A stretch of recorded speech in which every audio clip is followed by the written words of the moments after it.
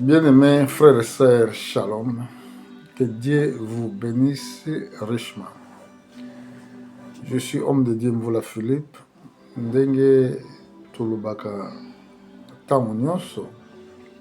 Napesi mbote na ba frères na ba sœurs partout na monde. Ba oyo bazaka na possibilité ya suivre biso. Nzambe apambola bino. Napesaki promesse na kozonga poto sur la thème o bazobenga le péché impardonnable. Donc, elingi koloba ke si la terre eza na ba péché mosusu eza impardonnable. Donc, soki mutu a commettre sorte ya péché ya ndenge wana akozala pardonné te na siècle oyo ni na siècle à venir. Donc, c'est pour cela tolingi tolobela Dieu on le craint. Nzambe babangaka ye. Parce que ntango ozobanga Nzambe nde na ntango wana nde okoki koévite bapéché oyo ezali péché impardonnable. Totala ndenge notre Seigneur avait dit nakanisi tokotala na mokanda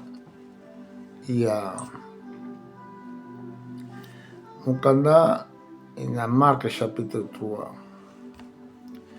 Kuna tokotanga texte ya écriture ekosunga biso mpona kokoma na likambo oyo tozolinga kolobela péché impardonnable. Donc na verset 29 Bible elobi boye: mais quiconque blasphémera contre le Saint-Esprit n'obtiendra jamais de pardon.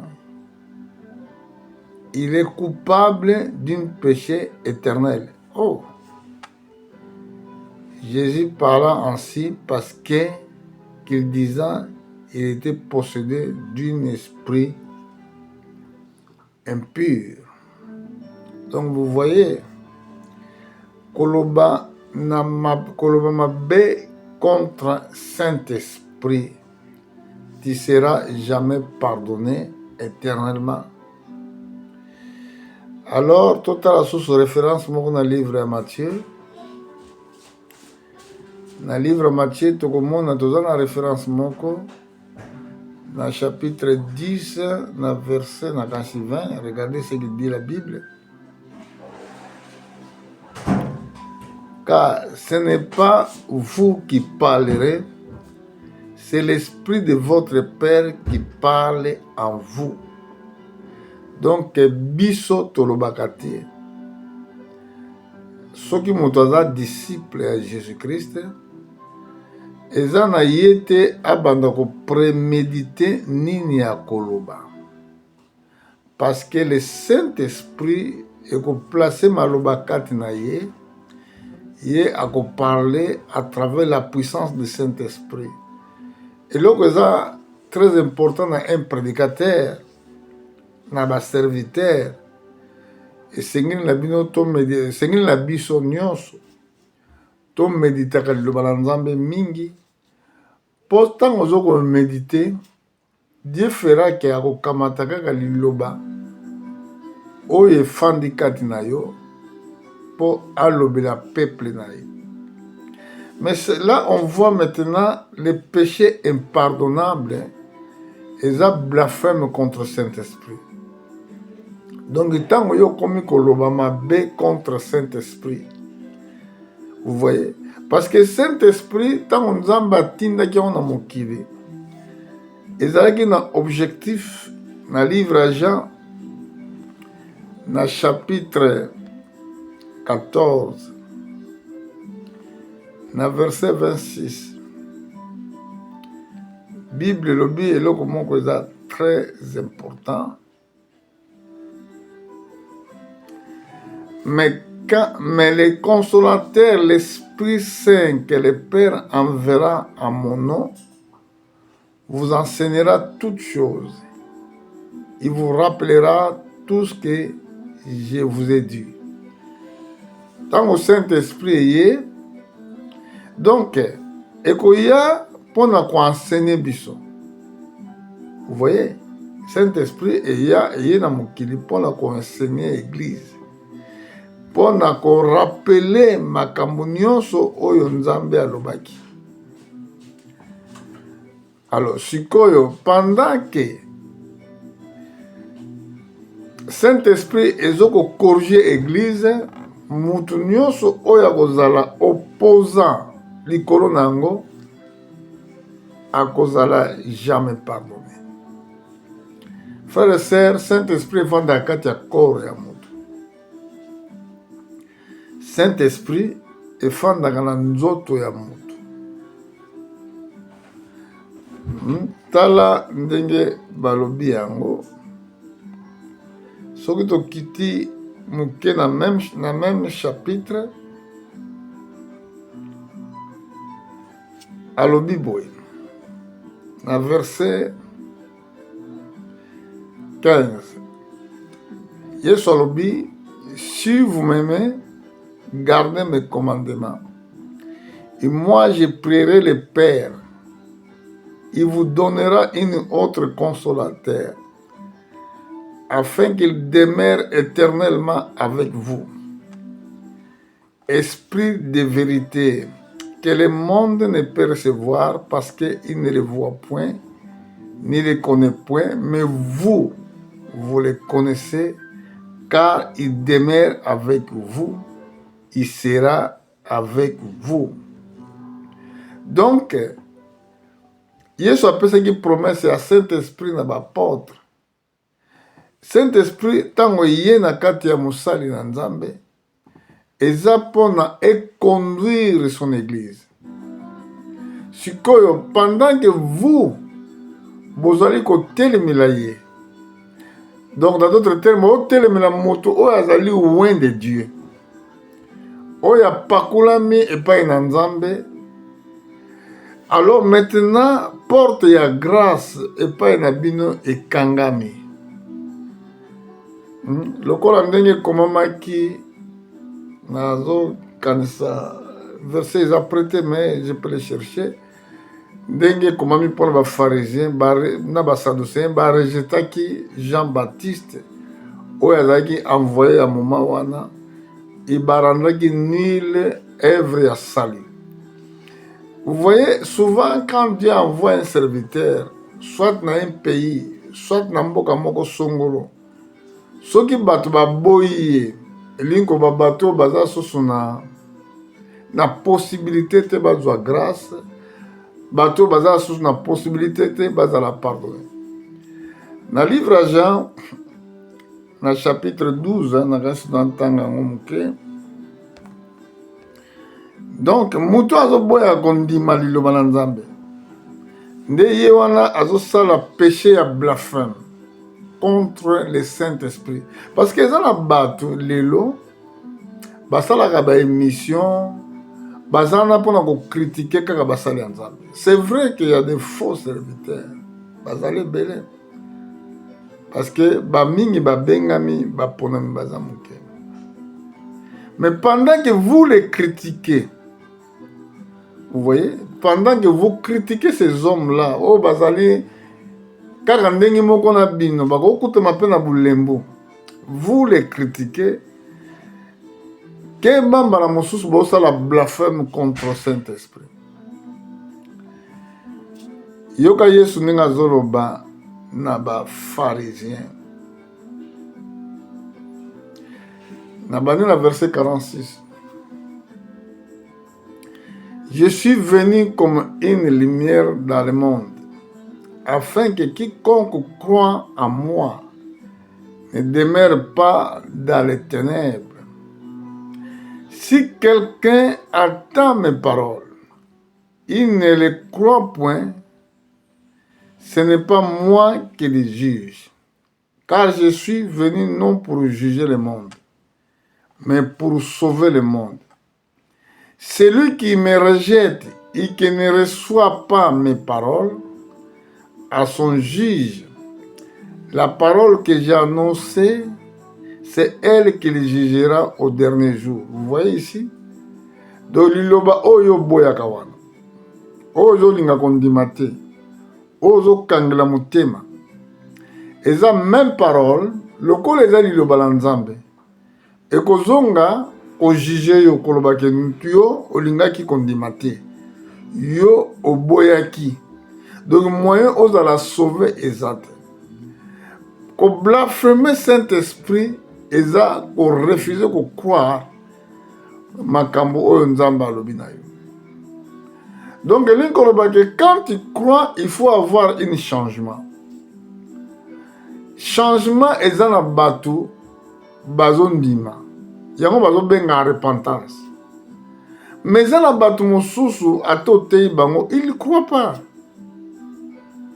bazondima te bazodute wana babengi yango blasphème contre Saint-Esprit.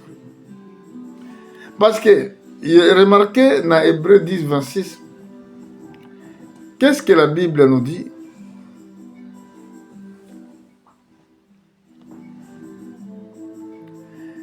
Hébreux chapitre 10, verset 26. Quand tu ne crois pas, il faut continuer dans la même vie. Il faut aller dans l'église. Mais tu ne crois pas. Tu vas douter.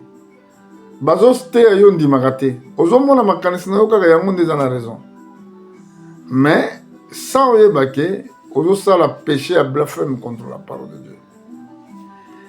Et awa tomoni na verset 26 Bible dit car si nous péchions volontairement après avoir reçu la connaissance de la vérité,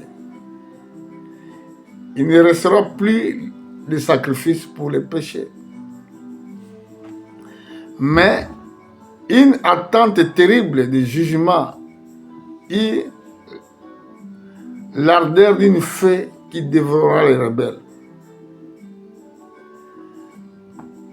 Celui qui viole la loi de Moïse meurt sans miséricorde sur les dispositions de 2 ou de 3 témoins.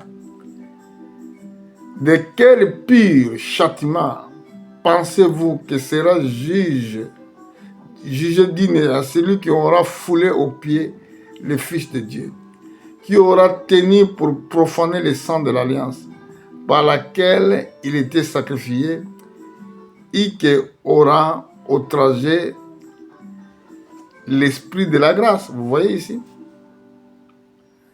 Une fois que oza oyebi ke Yesu aza na bomoi bateyi yo liloba na Nzambe, mais tu continues à pécher volontairement. Volontairement ozosala mabe, volontairement ozo pécher. Donc moyen au compter lisusu na sacrifice ya péché eza te. Bon, Seigneur était déjà mort pour toi. Yesu sa sopaki makila, ako sopango balami balete. Osomon. Parce que aujourd'hui connaissance, la Bible dit que le Saint-Esprit, quand il sera venu, il vous enseignera toutes choses. Vous voyez? Donc, on doit connaissance, voilà. Aujourd'hui, déjà connaissance et la vérité. Mais si on volontairement au lingo tika la ndumba, au lingo tika la moyibi, au lingo tika la blasphémateur, au lingo sala makambonio surtout au Saint-Esprit et autres dans l'église. Qu'est-ce que tu attends encore? Tant au lingo sala incrédule, bazote au lingo dimate, qu'est-ce qui t'attend encore?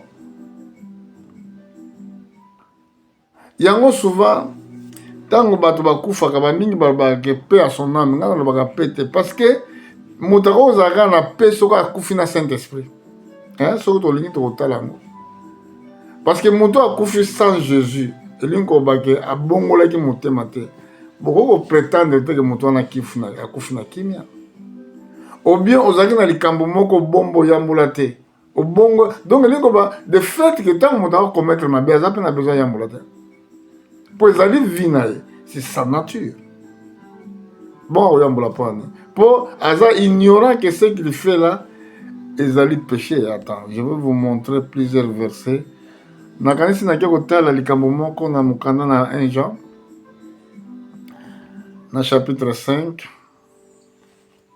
totala ndenge Saintes Écritures koloba na biso. Naye na verset 16.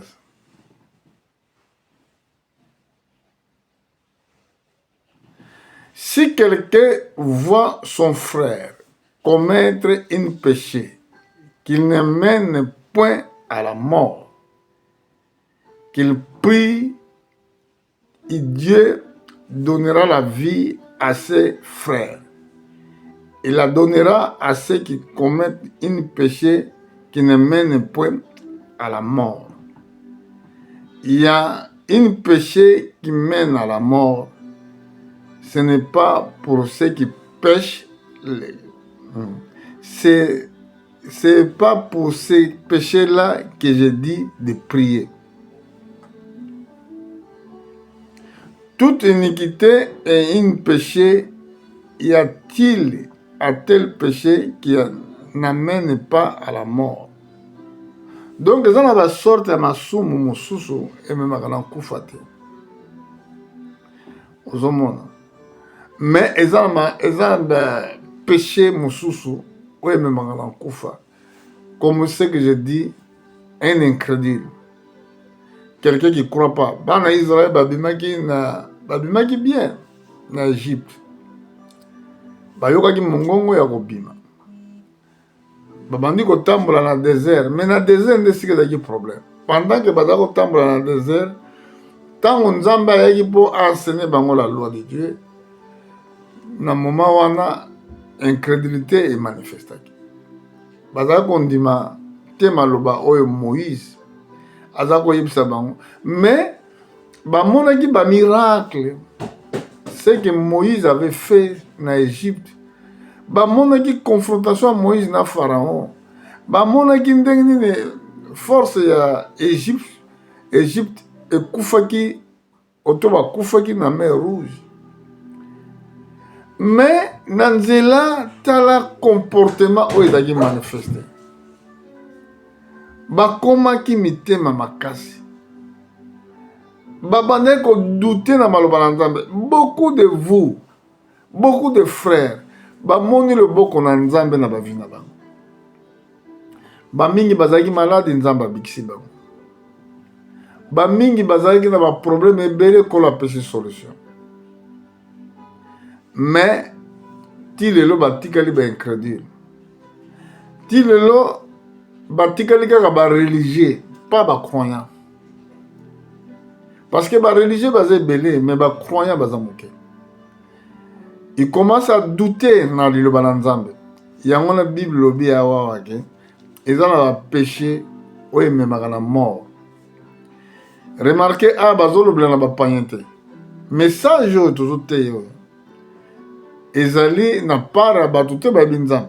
Mais na bateau ba yaka na église, chaque dimanche bazanga kate, ba yemba na ba chorale, baza ba diacre. Baza soit ba pasteur. Mais batouana bazon di mateke oyo Saint-Esprit ezoko enseigner na kati église. Nakanisi souvent na terre ka mingi ba message prophétique. Mais si vous rendez compte Mikolo nous surtout un message dans présenter exemple pour sanctifier l'église qui est le corps de Christ. Parce que tokomi na temps oyo nkolo alingi okamata église kaka baoyo bazalaki prêt, baoyo bakozala prêt, baoyo bazali kose sanctifier, baoyo bazobatela kimia, baoyo bazoluka mpe kimia. Parce que si Saint-Esprit vous conduise bokoluka kimia na bato nyonso. Vous voyez. Alors écoutez ce que la Bible dit. Pour le problème de la kimia, na kanisi balobi yango na mokanda na Hébreu na chapitre 12. Na chapitre 12 na kanisa na verset 14. Toyoka ndenge Bible lobi. Parce que nous avons besoin de sanctification.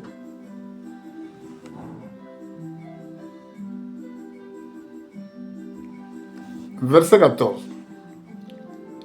Balobi, cherchez la paix avec tous et la sanctification, sans laquelle personne ne verra le Seigneur. Donc, la vie éternelle, les athées, na bato oyo baza bato ba problématique, bato ba créer ba problème, bato ba lingo créer déséquilibre sika bato ba fandi. Bato yo ba lingi kimia te. Parce que bakondi kozala sanctifié te. Une fois que vous avez un problème toujours na bato, vous allez sanctifié te. Vous voyez? Si que na bongo que va péché à blasphème. Une fois que tu ne comprends pas que la parole de Dieu te dit qu'il faut dans la kimia na batounyage. Si tu as la liste où tu vas côté na lolate à cause de certains comportements. Il y a une grande liste où l'apôtre Paul a dit dans le livre à Galates, dans le chapitre 5. Tokobanda na verset 19. Et cette liste-là, ils ont battu belé baza bongo, mais battu wana pe baza ba chrétien, battu wana baza kokende na église, mais bakutami quand même na liste wana. Yango Yesu alobaki na bapôtre, priez tout le temps afin que vous ne tombiez pas dans la tentation. Car l'esprit est bien disposé, mais le corps est faible. Mon liste oyo bazoloba awa. Au moment que liste moko ya batu oyo ba créer ba trouble. Auto sika ba trouble zali. Parce que le Saint-Esprit ne les enseigne pas. Totangi Bible le Bible. Or, les œuvres de la chair sont manifestées, ce sont impudicité, impureté, la désolation, l'idolâtrie, la magie, l'inimitié, les querelles, les jalousies, les animosités, les disputes, les divisions, les sectes, l'envie, l'ivrognerie, l'excès de table et des choses semblables.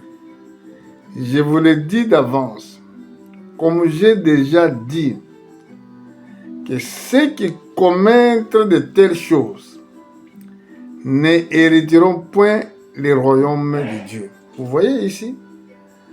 Parce que vous avez une grande liste na biloko oyo apôtre Paul atangaki. Et une grande liste, frères et sœurs. Donc pendant que nous attendons le retour de notre Seigneur, et sengilité ba makambo oyo écoute makate na biso. Donc dans d'autres termes, nous devons mourir à nous-mêmes. Donc sengili nzoto oyo et vivre sous te. Ba sentiment na yo ekufa. Pour nous prétendre au vivre ensemble avec le Seigneur.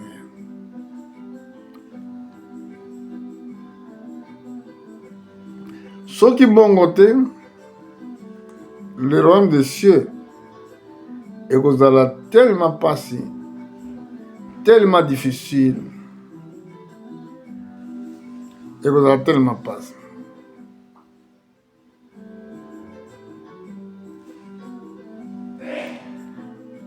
Yangwana, frères et sœurs, Natango oyo tozo vivre nan, et Seigneur ko crucifier notre corps, dans d'autres termes, notre nature humaine. C'est pour cela que le Seigneur avait dit dans le livre à Jean, pour une nouvelle naissance. Abiba oba botami na nzoto te. Ba oba botami na posa mobali te, na posa ya mwasi te. Na posa ya mutu. Bato ba kota na lola. Donc linkombake bato oyo kati na bango la nature humaine ezoko régner sous te. Na kozonga na teme wana oyo tokolobela likambo ya nature humaine. Ndenge nini nature wana eyaki na mokili oyo ezosala koempêche biso tomona Nzambe te. Parce que okoma mwana na Nzambe ezali eke nature ya mutu, nature na yo, nature ya tribu na yo, nature oyo boza nango. Parce que chaque pays bamosusu baza na baesprit etambusaka bamboka na bamboka. Omona neti un français aza différent na allemand, un allemand aza différent na un belge. Vous voyez, eza mpe na baesprit oyo erenyaka na bapays. Mais na kati na nyonso soki tozolobela likambo ya nature ya bana na Nzambe elingi koloba baza identique ndenge Christ azalaki. Parce que soki omoni ozwi neti mwana mbwa aza toujours mbwa. Un fils de Dieu aza fils de Dieu. Vous voyez, sikoyo Bible ezoloba na place wana tokende kuna mpo toloba ndenge makomi elobi na Jean chapitre 1 mpo na likambo ya nouvelle naissance. Eza difficile na moto azondima ta azwa nouvelle naissance.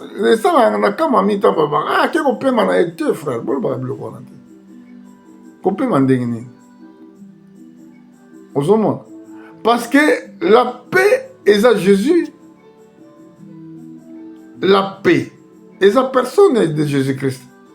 Ce que yo Dieu était la mokili ndenge kolobaki na ke kopema. Non, c'est impossible. Regardez par exemple ici Jean chapitre 1 verset 10. Bible. Il est venu chez les siens et les siens n'ont point reçu. Tolanda verset 3. Verset 12 pardon.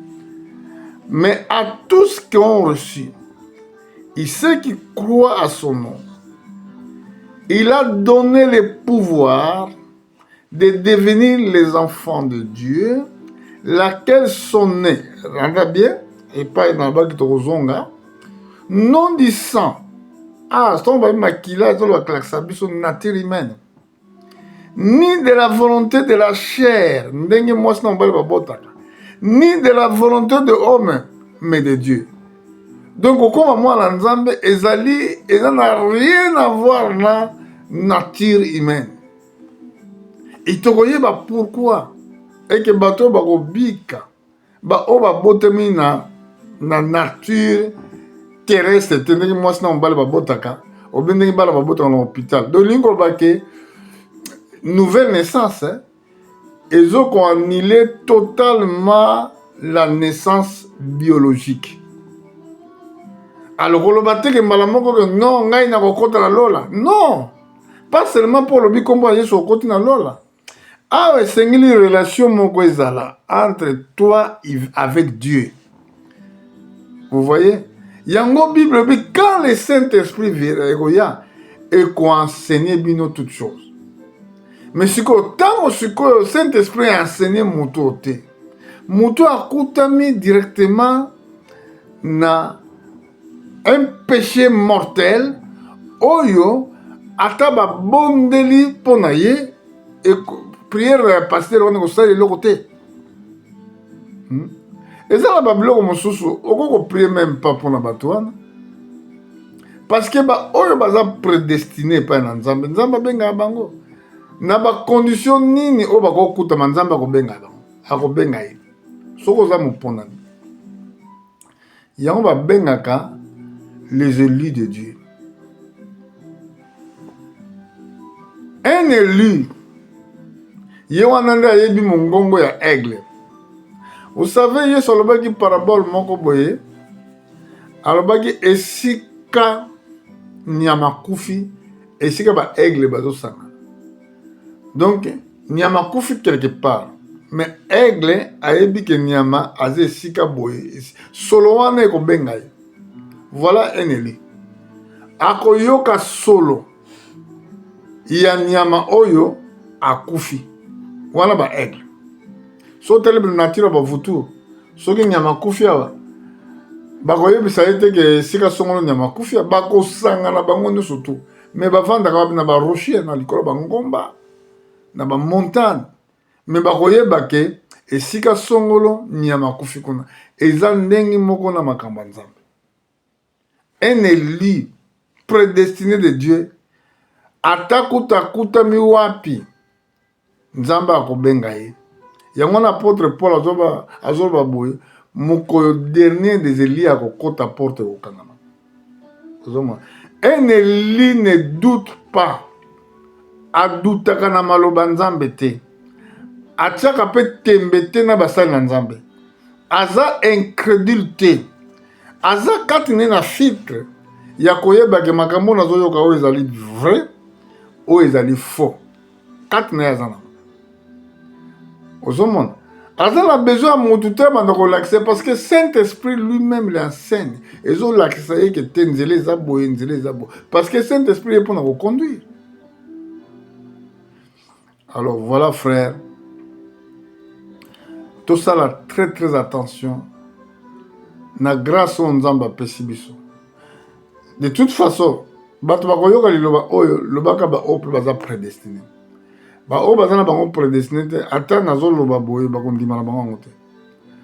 Mais mpona kosuka nakesuka na livre ya Romain na chapitre 12 na otanga verset 1 na 2. Yoka Bible ndenge lobi. Je vous exhorte donc, frères, par les compassions de Dieu, à offrir vos corps comme un sacrifice vivant, saint, agréable à Dieu, ce qui sera de votre part une culte raisonnable. Ne vous conformez pas au siècle présent, mais soyez transformés par le renouvellement d'intelligence, afin que vous discerniez quelle est la volonté de Dieu, ce qui est bon, agréable et parfait. Donc, à l'apôtre Paul, azoko exhorter l'église, na mawana nzambe, bapesa nzoto na bango, il s'agit de ton corps. Ezala lokola sacrifice vivant. Nous autres tournés comme un sacrifice. Sacrifice est là comme on vivre sous terre. Mais sacrifice en moi, où ils ont vivre, te corps ils ont vivre, est dans la sainte, agréable à Dieu, ce qui sera de votre part une culte raisonnable. Balobina Bisu, ne vous conformez pas au siècle présent, vous voyez, il parle maintenant de ce siècle.